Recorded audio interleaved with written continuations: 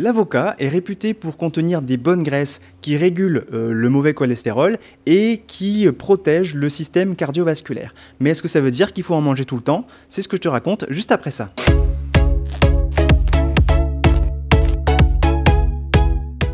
Salut, c'est Christophe, bienvenue pour cette nouvelle vidéo, je suis content de te retrouver, j'espère que tu vas bien. Aujourd'hui, tu l'as compris, je vais te parler de l'avocat. Ce fruit qui a une si bonne réputation d'un point de vue santé, c'est devenu à la mode depuis ces dernières années, dans toutes les recettes healthy. Mais reste un peu avec moi, je vais te dire pourquoi tu devrais peut-être faire attention à tout ce qu'on dit autour de l'avocat. Mais avant d'aller plus loin, si tu ne me connais pas encore, laisse-moi me présenter. Je m'appelle Christophe, je suis napsothérapeute, coach en nutrition santé et formateur en ligne, toujours dans le monde de la nutrition et de la santé. Et en gros, j'accompagne les gens en général à détecter et à corriger leurs mauvais comportements alimentaires en les aidant à mettre en place des habitudes simples et saines pour optimiser leur niveau de santé, d'énergie et de performance au quotidien, que ce soit au travail ou dans n'importe quelle autre activité. Si tu n'es pas encore abonné à ma chaîne YouTube, je t'invite à le faire dès maintenant en pensant bien à cliquer sur la petite cloche pour recevoir toutes les semaines mes nouvelles vidéos dans lesquelles je partage une information, des astuces, des news sur le monde de la nutrition, de la santé, de l'activité physique et du sommeil. Bon, revenons à l'avocat. L'avocat, oui, c'est un aliment santé qui est intéressant. Pourquoi? Parce que il est riche en de bonnes graisses. Si tu suis ma chaîne, tu sais que je prône souvent la consommation de bonnes graisses, et notamment dans l'avocat, on trouve beaucoup d'acides oléiques, c'est-à-dire les fameux oméga 9, les mêmes qu'on trouve dans l'huile d'olive, et qui sont très importants pour le fonctionnement global de l'organisme. C'est pour ça qu'on devrait en consommer au moins une cuillère à soupe d'huile d'olive par jour. Et c'est notamment ce type d'acide gras qui va participer à préserver le système cardiovasculaire. L'avocat est également riche en fibres, et les fibres, c'est important pour plein de choses. Déjà, les fibres sont très intéressantes parce qu'elles viennent nourrir ton microbiote intestinal. Si tu me connais, tu sais que le microbiote intestinal, c'est vraiment un sujet qui m'intéresse vraiment, sur lequel je travaille beaucoup, moi déjà à titre personnel. Mais pas que, les fibres sont aussi là pour faire baisser l'index glycémique global de ce que tu manges. Ça veut dire quoi? Ça veut dire que ça va venir ralentir le passage du glucose, du sucre, dans le sang. Donc quand tu manges des produits qui sont riches en glucides, le fait de manger des fibres en même temps, ça vient ralentir le passage du sucre dans le sang et donc limiter les pics de glycémie qui vont derrière occasionner des pics de sécrétion d'insuline par le corps, et ça tu le sais, si tu le sais pas encore, je t'invite à aller revoir cette vidéo que j'avais faite sur l'insuline il y a un moment déjà, mais qui pourrait t'enseigner un peu pourquoi c'est pas bien de faire trop régulièrement des pics d'insuline. Et puis dernière chose sur les fibres et aussi la graisse, c'est que ça a un effet extrêmement rassasiant, ce qui fait que l'avocat, c'est intéressant pour nous aider à manger moins, puisqu'il a un fort pouvoir rassasiant grâce à la présence des bonnes graisses et de fibres qu'il contient. Et puis l'avocat contient vraiment plein d'autres trucs, notamment un bon paquet de vitamines, notamment les vitamines liposolubles, que sont la vitamine A, la vitamine E et la vitamine K. Mais on trouve aussi de la vitamine C et de la vitamine B6 qui sont intéressantes. Il contient aussi du bêta-carotène, qui est un antioxydant assez puissant, et puis différents minéraux comme le potassium, le calcium et le magnésium. L'avocat est également riche en polyphénols qui ont un effet anti-inflammatoire sur le corps. Il est riche en phytostérols. C'est quoi les phytostérols? On va dire c'est une version végétale du cholestérol, et l'avantage de ces phytostérols végétaux, c'est qu'ils vont venir concurrencer l'absorption du cholestérol au niveau de l'intestin, ce qui fait que en consommant de l'avocat, on va ralentir ou diminuer son absorption de cholestérol. Bon, alors attention, je dis pas qu'il faut absolument arrêter de consommer du cholestérol, c'est pas du tout ce que je veux dire. Ça ne concerne vraiment que les personnes qui ont une hypercholestérolémie, mais pour toutes les personnes qui sont en bonne santé, le corps sait très bien gérer les excès de cholestérol en limitant la production endogène de cholestérol. Ça aussi, j'en ai déjà parlé sur une autre de mes vidéos. Je te laisse aller la chercher si jamais ça t'intéresse d'en savoir plus. Et puis, ma dernière chose dont je peux te parler par rapport à l'avocat, c'est qu'il est très riche en lutéine. C'est un des fruits le plus riche en lutéine qui existe. Et c'est quoi la lutéine? C'est un pigment naturel qu'on retrouve notamment dans la rétine, et du coup, ça va favoriser la santé de l'œil et ça va permettre d'améliorer, en gros, de préserver, de maintenir une bonne qualité de la vision.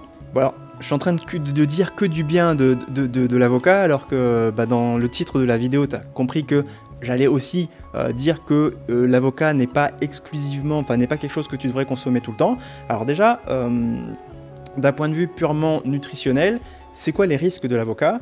Bon, il contient énormément de potassium et on sait que le potassium en excès c'est dangereux. D'ailleurs le potassium est même létal hein, à certaines doses très élevées. C'est d'ailleurs ce qu'on utilise dans certains cas de condamnation à mort. Enfin, on fait des injections de potassium. Mais bon là t'inquiète pas, c'est juste pour te faire peur parce que c'est ce que titrent les articles qui ont envie de faire le buzz autour de l'avocat. Parce qu'en vrai une dose létale de potassium ça serait 290 grammes pour une personne de 75 kg et pour atteindre cette dose il faudrait s'envoyer 220 avocats, ce qui est mécaniquement pas possible. Et puis autre point négatif, c'est que quand même l'avocat reste très calorique à cause de sa forte teneur en graisse. Hein. Il faut savoir que un avocat moyen de 300 grammes à peu près, ça représente 500 calories. 500 calories, c'est plus d'un quart des besoins énergétiques d'une personne par jour. Donc à la limite, manger un demi-avocat maximum par jour, ça peut être ok de temps en temps, sachant que un demi-avocat, ça représente déjà 1,5 cuillère à soupe d'huile, ce qui est largement suffisant normalement pour une journée. Et bah, du coup, il faut faire attention à ces autres apports de graisse dans la journée pour ne pas dépasser la dose de lipides que tu es censé consommer chaque jour quand on prend de l'avocat. Mais bon, là, si tu fais attention à ne pas trop en consommer, à la limite, il n'y a pas de souci. Mais le vrai problème de l'avocat et duquel j'ai envie de te parler dans cette vidéo, c'est que c'est une réelle catastrophe écologique. Il faut savoir que pour produire 1 kg d'avocat, il faut plus de 1000 litres d'eau, là où il faut que 180 litres d'eau pour produire 1 kg de tomates ou 130 litres d'eau pour produire 1 kg de salade. Et puis, c'est pas un secret, l'avocat, ça pousse dans les zones chaudes, tropicales principalement, et que c'est l'Amérique latine qui est un des premiers producteurs d'avocats au monde. Et du coup, bah, cette surproduction d'avocats cause des vrais problèmes écologiques. C'est une réelle source de sécheresse dans les pays comme le Mexique, qui est le premier exportateur mondial d'avocats, ou même le Chili, où c'est devenu un vrai problème sociétal, puisque la consommation d'eau destinée à la production d'avocats épuise réellement les réserves d'eau du pays, au détriment parfois des populations qui y vivent. Et il se trouve que dans nos pays occidentaux, l'avocat a eu tellement la cote, la mode est à la mode, que la consommation a explosé ces dernières années. Il faut savoir qu'en 2008, rien qu'en Europe, on consommait 202 millions de tonnes d'avocats par an, et en 2018, donc 10 ans après, on est passé à 650 millions de tonnes d'avocats consommés, ce qui est une réelle explosion. Et donc cette surconsommation d'avocats a fait exploser à la fois la demande en avocats et les prix, ce qui entraîne dans les pays producteurs des vrais problèmes de fonctionnement. On assiste dans les pays producteurs à des déforestations massives, à des plantations illégales parce que tout le monde a envie d'avoir une part du gâteau. Et là où c'est encore plus dramatique, c'est que la mafia s'en mêle, notamment au Mexique. Il y a des organisations criminelles qui viennent intimider les producteurs en leur demandant, en échange de leur protection, entre guillemets, une part de leurs revenus. Et sinon, il y a une escalade de violence et ça devient vraiment très dangereux dans ces pays-là de cultiver de l'avocat. Tout ça, c'est vraiment presque directement lié à notre comportement alimentaire. Et d'ailleurs, pour lutter un peu contre ces problèmes liés à la culture de l'avocat, il y a plusieurs restaurants parisiens qui ont décidé d'arrêter purement et simplement de mettre de l'avocat dans leurs plats. C'est le cas par exemple du restaurant Marlette, qui est assez connu, et qui en janvier 2020 avait fait un post sur son compte Instagram pour annoncer officiellement qu'ils arrêtaient l'avocat dans leurs recettes, en expliquant leur démarche et pourquoi ils faisaient ça. Et puis il y a pas mal de sites en ligne aussi, là, et je pense notamment à un autre site en ligne qui s'appelle Seasons, qui prépare des plats plutôt sains, équilibrés pour leurs clients. Et bien ils ont aussi fait le choix de ne jamais mettre d'avocat dans aucun de leurs plats pour lutter contre ces problèmes écologiques et parfois même humains liés à la culture de l'avocat. Du coup, est-ce qu'il faut complètement arrêter de consommer de l'avocat? Oui et non. Enfin, moi, de temps en temps, pourquoi pas, à condition peut-être de choisir une provenance de l'avocat un peu plus proche. Il faut savoir qu'en Europe, on peut trouver des avocats plus proches, par exemple ceux qui sont cultivés en Sicile, en Espagne, au Maroc, en Corse ou en Israël, un petit peu plus loin, mais encore pas moins loin. Bon alors, ça change pas le problème de la consommation d'eau, puisque quel que soit l'endroit où l'avocat est cultivé, eh bien il faudra toujours 1000 litres d'eau pour faire 1 kg d'avocat, mais au moins voilà, on arrive à un petit peu ventiler la distribution.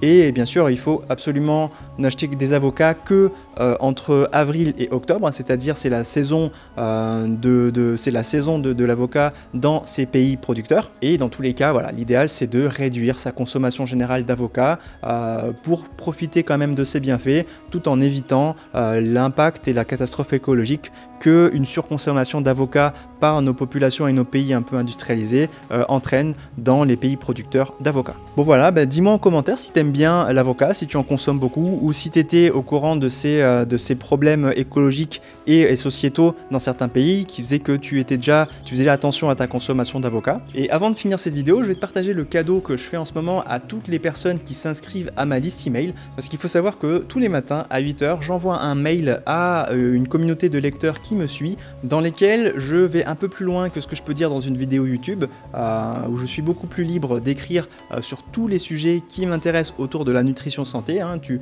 découvriras notamment beaucoup d'astuces, d'explications sur le fonctionnement du corps, sur qu'est-ce qu'il faut manger, qu'est-ce qu'il ne faut pas manger, comment le manger, quel est l'impact sur la santé de beaucoup de choses qu'on fait, de beaucoup d'habitudes qu'on a. Donc voilà, si ça t'intéresse, je t'invite à t'inscrire à ma mailing list en cliquant sur le premier lien que tu trouveras dans la description de cette vidéo. Et si tu t'inscris via ce lien, tu recevras un kit de bienvenue dans lequel il y a notamment un mini-guide sur les fondamentaux de la nutrition, les 7 erreurs à éviter quand on veut perdre du poids, ça c'est un document privé. Je t'envoie aussi un e-book dans lequel il y a les 11 plus gros mensonges sur l'alimentation.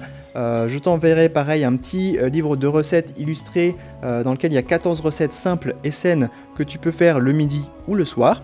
Tu recevras également gratuitement ma formation vidéo qui dure plus d'1 heure sur comment soigner son microbiote intestinal. Et enfin, du coup, tu recevras toi aussi tous les matins à 8 h mes mails privés quotidiens dans lesquels je t'explique et je te raconte plein de choses que tu ne retrouveras pas dans mes vidéos YouTube. Et tous ces mails sont écrits au jour le jour, hein, c'est-à-dire que je n'ai pas de séquence automatisée et tous les mails que tu ne reçois pas encore parce que tu n'es pas inscrit seront perdus à tout jamais, hein, tu pourras jamais les récupérer. Par contre, si tu t'inscris, tu pourras toujours y revenir parce qu'ils sont enregistrés normalement dans ta boîte email. Alors n'hésite pas à t'abonner, hein, c'est simple, il suffit juste de cliquer sur le lien, c'est totalement gratuit et sans engagement, hein, tu peux te désabonner quand tu veux, dès que tu n'as plus envie de lire mes mails, tu cliques sur le bouton se désabonner qui se situe à la fin de chacun de mes mails que j'envoie et à partir de là tu arrêteras de recevoir mes mails. Donc voilà, écoute, merci d'avoir regardé ma vidéo jusqu'au bout, j'espère qu'elle t'a plu. Moi je te donne rendez-vous la semaine prochaine pour une nouvelle vidéo. D'ici là, prends soin de toi, ciao ciao.